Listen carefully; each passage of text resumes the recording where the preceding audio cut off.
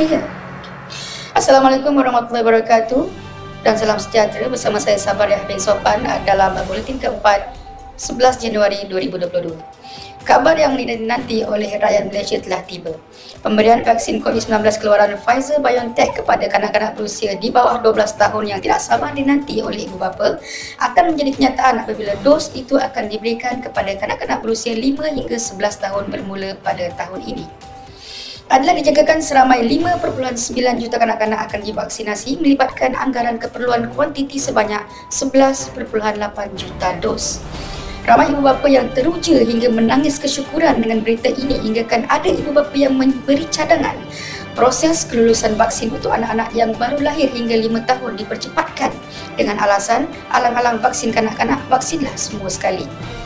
Tidak cukup dengan itu, ada juga NGO yang inginkan kelulusan vaksin untuk bayi di dalam kandungan tetapi tidak dipersetujui oleh KKM kerana sukar untuk mencari bahu bayi di dalam kandungan. Satu lagi berita yang dinanti oleh seluruh rakyat Malaysia. Satu lagi berita yang dinanti oleh seluruh rakyat Malaysia tetapi sambutan. Satu lagi berita yang dinanti oleh seluruh rakyat Malaysia tetapi disambut dengan ketakutan. Satu lagi berita yang dinanti oleh seluruh rakyat Malaysia tetapi disambut dengan ketakutan juga telah menjadi kenyataan.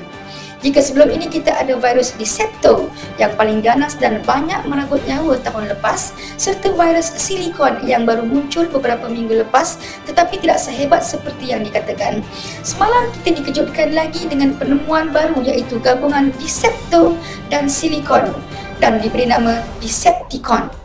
Menurut pencipta virus tersebut yang enggan mendedahkan namanya, jangkaan mereka meleset apabila silikon tidak menepati ramalan untuk sehebat Decepto dan kini mereka cuba mengkacupkan kedua-dua virus itu untuk mendapatkan nama yang lebih digeruni sekaligus menggalakkan manusia mengambil vaksin. Sepandai-pandai tupai melompat akhirnya jatuh ke tanah jua. Kegiatan seorang pengamal ilmu hitam memasukkan vaksin ke dalam badan pelanggannya tanpa jarum suntikan dan mengeluarkan sijil vaksinasi palsu akhirnya terbongkar selepas dia ditahan sepasukan polis pada Sabtu lalu. Menurut penolong Ketua Polis Terengganu, tangkapan terhadap bomoh lelaki itu dilakukan selepas menerima maklumat orang awam berhubung aktiviti tersebut. Menurut beliau, bomoh itu menawarkan perkhidmatan suntikan vaksin tanpa jarum suntikan melalui perantaraan makhluk halus dengan bayaran antara 400 hingga 600 ringgit Malaysia dan sekaligus mengeluarkan sijil vaksin kepada pelanggannya. Tambah beliau, dalam serbuan tersebut, pihak polis turut merampas beberapa kartun kemenyan, seikat pelepah pisang, beberapa patung Barbie dan sekartun rokok Suria 12. Presiden Parti Anti Vaksin Kebangsaan PAVK berkata, perkara seperti ini berlaku kerana vaksin seperti diwajibkan di negara ini walaupun kerajaan tidak mengakuinya dan menyebabkan rakyat terdesak untuk menipu. Ramai yang sudah berkeliaran menggunakan sijil palsu itu ke mana-mana tetapi keadaan masih seperti biasa. Dalam masa yang sama, Presiden Parti Pro-Vaksin Wan Jamil Wan Senin telah meletakkan jawatan dan keluar dari parti lalu menyertai Parti Anti-Vaksin Kebangsaan sebagai ahli biasa. Menurut beliau, tindakan itu diambil kerana semakin banyak virus mengarut muncul semenjak rakyat mendapat 2 dos vaksin.